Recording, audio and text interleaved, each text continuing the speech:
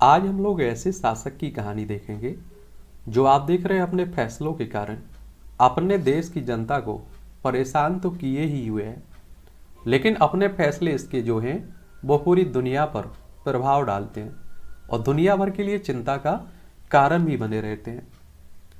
हम चाइना की बात कर रहे हैं। यहाँ के जो शासक हैं, जो राष्ट्रपति हैं, शी जिनपिंग की बात हो रही है। आज हम लोग इनके बारे में बड़े विस्तार से बात करेंगे, लेकिन इनकी कहानी मोटिवेशनल भी है। मोटिवेशनल इसलिए है क्योंकि आप देखिए बहुत नीचे से उठकर चाइना का सबसे ताकतवर नेता बनने की कहानी है। आप लोग अपनी स्क्रीन पर इन्हें देख भी रहे होंगे, इनका परिवार है। और ये आप देखिए हमारे देश के प्रधानमंत्री मोदी साहब से भी मिल रहे हैं, ये झूला भी झूल रहे हैं। एक बार आप लोग चाइना को देख लीजिए। देखिए हमारी प्यारी पृथ्वी है और ये एशिया आपको देखने को मिलेगा। एशिया में ये हमारा प्यारा भारत है और ये आपको चाइना देखने को मिल जाएगा। और यहाँ क्लियर देख लीजिए, चाइना से आप देखेंगे कि हमारे कितने राज्यों की सीमा लगती है। एक तो आप देखेंगे लद्दाख की सीमा लगती है, हिमाचल प्रदेश की सीमा लगती है, उत्तराखंड की सीमा लगती है, सिक्किम और अरुणाचल प्रदेश। लद्दाख के इस हिस्से पर कब्जा भी किए हुए हैं।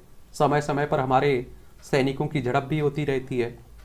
यहाँ अरुणाचल प्रदेश को भी ये अपना हिस्सा बताता है। यहाँ भी आप देखते हैं अवैध निर्माण करता रहता है। और चाइना को यहाँ देख लीजिए, ये इसके क्षेत्रों में बटा हुआ है। कौन? चाइना। और चाइना की अगर हम लोग राजधानी की बात करें तो आप सभी को मालूम है कि क्या है इसकी राजधानी? बीजिंग है। ये आपको चाइना की राजधानी दिख रही होगी। और यहाँ आप देखिए सबसे ज़्यादा ऐसे लोग देखने को मिलेंगे, 91.1% हान चीनी है। और जिनमें से आप देखेंगे 74 दशमलव टोटल में से 5% ऐसे लोग निवास करते हैं जो किसी धर्म को नहीं मानते हैं। 18.3% बौद्ध धर्म को मानने वाले यहाँ निवास करते हैं चाइना में। 5.2% ईसाई धर्म को मानते हैं। 1.6% इस्लाम धर्म को मानते हैं। और आप देखेंगे कि यहाँ एकात्म मार्क्सवादी, लेनिनवादी, एकदलीय समाजवादी सरकार देखने को मिलेगा आपको। और इसकी अगर हम लोग बात करें चाइना की आज़ाद होने की तो 1 अक्टूबर 1949 को ये आज़ाद हुआ था। और पहला संविधान इसका 20 सितंबर 1954 में लागू हुआ था। और जो वर्तमान संविधान है ये 4 दिसंबर 1982 को आया था। तो ये भी याद रखिएगा। और आप सभी जानते हैं कि इसके अगर क्षेत्रफल की बात करें हम लोग तो 95,96,961 वर्ग किलोमीटर में फैला हुआ है। और यहाँ की जनसंख्या आप सभी जानते हैं कि 141 करोड़ की लगभग देखने को मिलेगी। सबसे ज़्यादा दुनिया में चाइना की जनसंख्या ही आप लोगों को देखने को मिलेगी। यहाँ भी आप देखिए इसके पड़ोसी हैं और जितने भी देशों से इसकी सीमा लगती है सभी से इसका सीमावाद बना हुआ है। भारत से देख लीजिए, यहाँ अफगानिस्तान हो गया, तजाकिस्तान हो गया, किर्गिस्तान, कजाकिस्तान, मंगोलिया, रसिया, नॉर्थ कोरिया, यहाँ ताइवान आप देखते हैं कि ताइवान को अपना हिस्सा बताता रहता है। और ये आप देखिए कि आपका Vietnam, Laos, Myanmar, Bhutan, Nepal, या भूटान से भी झगड़ा बना रहता है, नेपाल से भी झगड़ा बना रहता है। तो इसी क्षेत्र की बात हो रही है। अगर हम लोग देखिए शी जिनपिंग की बात करें तो आपको बता दूं कि इनका जन्म कब होता है। इनका जन्म होता है 15 जून 1953 में बीजिंग चाइना में। और ये चीनी कम्युनिस्ट पार्टी से जुड़े हुए हैं, तो ये भी आप लोग याद रखिएगा।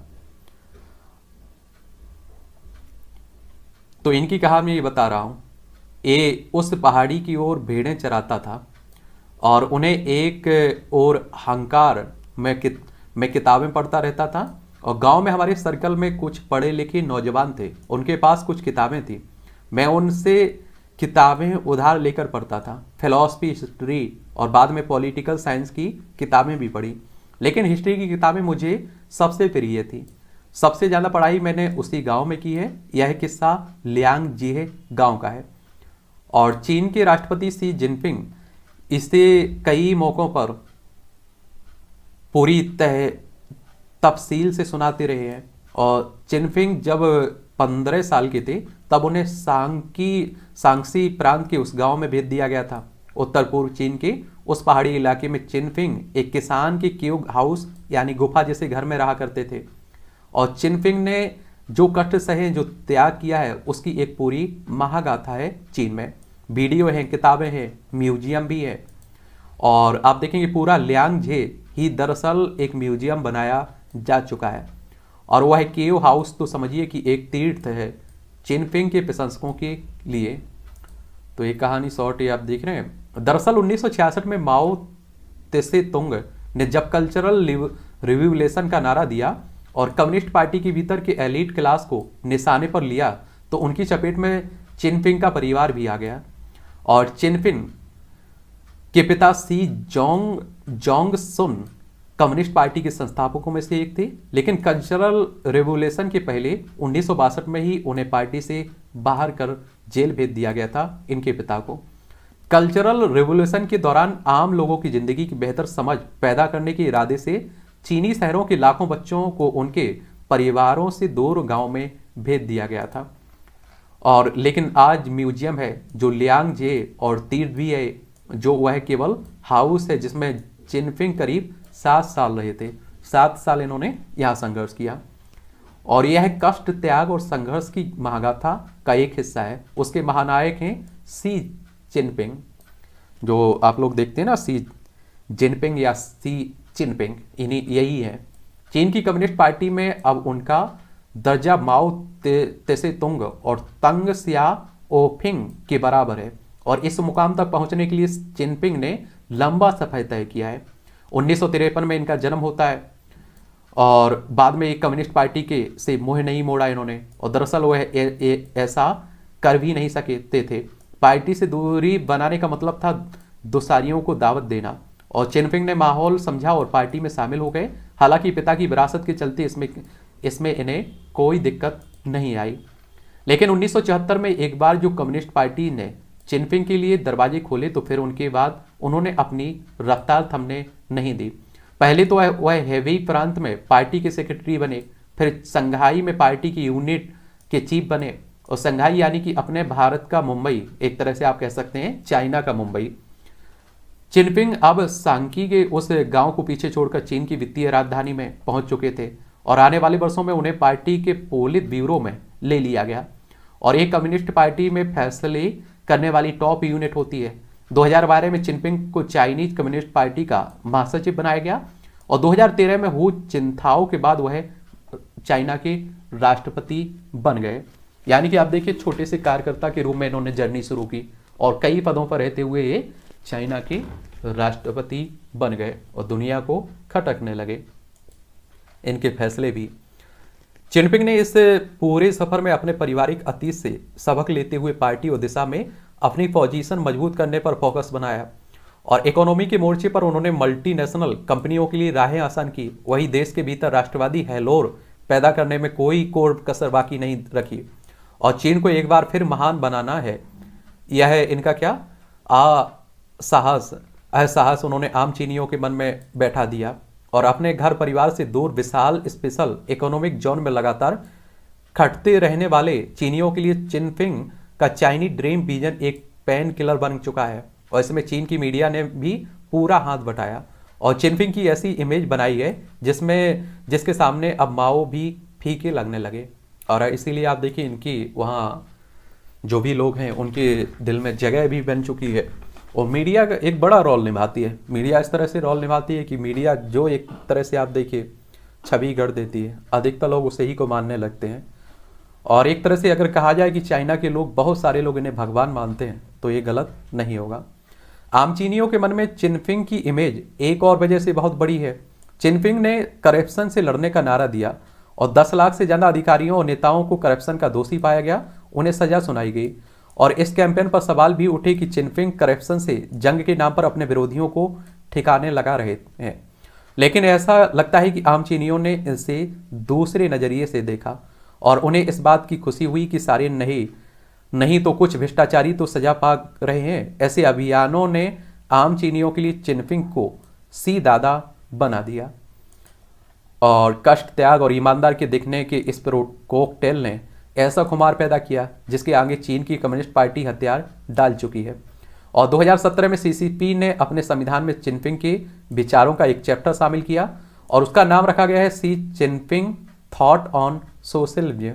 यह कितना बड़ा कदम था इसे इस तरह समझिए कि चिनफिंग ने पहले ऐसा दर्जा केवल माओ और देंग सिया ओफिंग को मिला था। चीन ने में 2018 में यह बंदिश भी हटा ली गई कि 2 से ज़्यादा बार राष्ट्रपति नहीं बना जा सकता है। हमारे देश में आप देखिए कोई भी व्यक्ति कितने भी बार क्या राष्ट्रपति बन सकता है, लेकिन चाइना में पहले ये पाबंदी थी कि 2 बार ही राष्ट्रपति बना जा सकता है। अमेरिका में भी आप देखते हैं कि 2 बार ही राष्ट्रपति बना जा सकता है, तो इस लिमिट को हटा दिया गया। अब कभी कितने बार भी आप राष्ट्रपति बन सकते हैं। जाहिर ही कि ऐसा चिनफिंग के लिए ही किया गया है, और चिनफिंग इस साल नवंबर में लगातार तीसरी बार सीसीपी के महासचिव बन जाएंगे, और इससे पहले कोई भी व्यक्ति लगातार 3 बार इस पद पर नहीं पहुंचा है, और इनके जीतने की लगभग संभावना पूरी है। और इस बात के पूरे चांस है कि अगले साल वह चीन के ऐसे पहले राष्ट्रपति भी बन जाएंगे जिनके 2 से ज़्यादा कार्यकाल होंगे। और चीन की कम्युनिस्ट पार्टी पहले ही चिनफिंग को कोर लीडर का दर्जा दे चुकी है, और यह दर्जा चीन में ऐसे नेताओं को दिया जाता रहा है जिनका कद उनकी सरकार में होने या पार्टी की लीडरशिप में होने पर निर्भर नहीं करता है।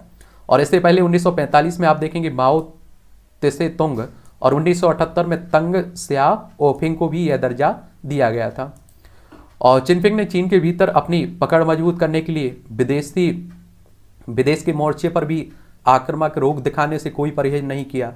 बेल्ट एंड रोड इनिशिएटिव से लेकर ताइवान, साउथ चाइना सी और एशिया पैसिफिक रीजन तक हर मोर्चे पर वह खुद को सुपर हीरो दिखाने की कोशिश करते रहे हैं। और एक काम और हुआ है कि आप देखिए कि अमेरिका झुकता जा रहा है और चाइना आगे बढ़ता जा रहा है। इससे भी उनके यहाँ के जो लोग हैं वो खुश होते हैं। और ताइवान तो उनके चाइनीज ड्रीम का एक हिस्सा भी है, और जिसके जरिए वह चीन के भीतर और बाहर दोनों जगहों पर दादागिरी दिखाना चाहते हैं। और साल 2021 में सीसीपी के 100 साल पूरे होने के मौका पर चिनफिंग ने कहा था कि ताइवान को चीन में मिलाना ऐतिहासिक मिशन है। और हांगकांग के मामले में चिनफिंग के तेवर दुनिया देख ही चुकी है, और अगले साल लगातार तीसरी बार राष्ट्रपति बन जाने के बाद चिनफिंग का रुख और आक्रामक हो सकता है, और किसी भी देश के साथ सीमा विवाद में चीन तब ज़्यादा अड़ियल रवैया अपनाएगा। और एक बात और आपको बताऊं, हमारे लद्दाख वाले हिस्से पर देख लीजिए, हमारा हिस्सा है, फिर भी आप देखते हैं कि आगे आ जाता है, फिर भारत से समझौता करता है, और आप देखिए कुछ कदम पीछे हट जाता है, उसे यहाँ भी फायदा होता है। और इस तरह के आप देखिए उसके जितने भी देशों से सीमा विवाद है, सबसे इस तरह का विवाद बना हुआ है। भूटान से देख लीजिए आप लोग, नेपाल से देख लीजिए, आए दिन कुछ ना कुछ मालूम चलता रहता है। और इसी बीच रूस यूक्रेन युद्ध ने चिनफिंग को अपनी पोजीशन मजबूत करने का सुनहरा मौका दिया है। रूस इसे जंग के चलते अपने क्रूड ऑयल की बिक्री के लिए चीन पर बुरी तरह निर्भर हो गया है। वहीं चीन को यह अंदाजा लगाने का मौका भी मिल गया है, उसे आंखें दिखाने वाला अमेरिका किस हद तक आगे आ सकता है। और अपने ताइवान मिशन को नज़र में रखते हुए चिनफिंग देख रहे हैं कि अमेरिका यूक्रेन की मदद के लिए क्या कुछ कर सकता है। इस युद्ध ने यूरोप की कमजोरियां सामने ला दी हैं, और चीन लंबे अरसे से मानता रहा है कि उसके मुकाबले कोई देश नहीं है। और चिनफिंग ने इस एहसास को चीनियों के मन में और गहरे बैठा दिया है, और यह एहसास जितना मजबूत होगा चिनफिंग का कद अपने देश में उतना ही बड़ा होता जाएगा। ये स्वाभाविक सी बात रहती है। यूरोप और रूस के कमज़ोर पड़ने से चीन को कितना फ़ायदा होगा यह आने वाला वक्त ही बताएगा। फिलहाल यह बात बिल्कुल साफ है कि चीन में चिनफिंग के सामने कोई चुनौती नहीं है। चाइनीज कम्युनिस्ट पार्टी को अब कुछ और साल फौजी वर्दी के शौकीन चिनफिंग की कमान में रहना होगा, और जिन्हें सादा जीवन और कड़ी मेहनत की तस्वीर गढ़ने में महारत हासिल है, और जिन्हें किताबों के साथ तस्वीर खिंचाना, किताबों की बातें करना पसंद है।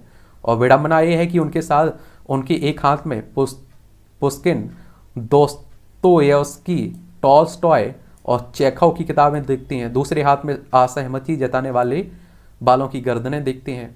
कहते हैं कि इनकी विपक्ष में कोई जा ही नहीं सकता है, अगर इनका विरोध किया तो समझ लीजिए काम उसका तमाम है।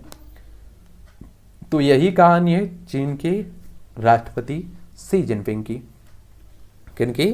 शी जिनपिंग की। अगर हम लोग इनके परिवार को अगर आप लोग देखना है तो इनकी 2 शादियां हुई हैं, के लिंग में और पिंग लियुआन से हुई है। ठीक है, तो ये भी आप लोग याद रखिएगा। और इनके पिता का नाम सी झोंग किसुन और माँ का नाम क्यूई सिन। बड़े अजीब नाम है, आप देखिएगा। और बीजिंग वेई स्कूल बीजिंग से आप देखिए इन्होंने शुरुआती शिक्षा ली हुई है, और सिंघुआ विश्वविद्यालय से LLD किया हुआ है इन्होंने। चलिए, तो ये भी आप लोग याद रखिएगा।